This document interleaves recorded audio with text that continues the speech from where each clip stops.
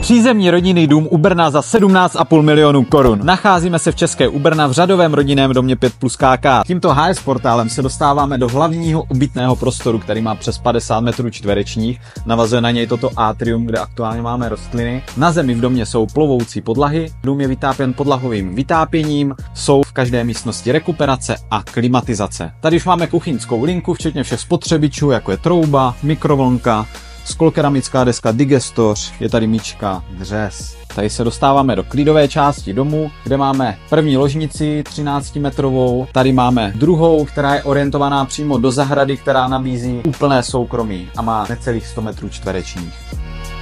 Tady je třetí ložnice a kolem záchodu se dostáváme do koupelny, kde je vana, tento krásný walk-in sprcháč s designovou baterkou, umyvadlo a závěsné WC s bidetovou sprškou. Přes spojovací chodbu se dostáváme do šatny, kde je i příprava na pračku, na sušičku. Pak tady máme samostatný pokoj nebo pracovnu, může to sloužit jako kadeřnictví nebo na masáže. Je to s úplně samostatným vstupem. Tady máme sklad, který je přístupný zvenku, to znamená velmi praktický na kola, na sekačku. Před domem máme 2 parkovací místa. Kdyby tady nestál ten naftový 8válec, tak se tady dá nabít i elektromobil. Takže pokud máte zájem o prohlídku, tak se budeme těšit. Mějte se, čau.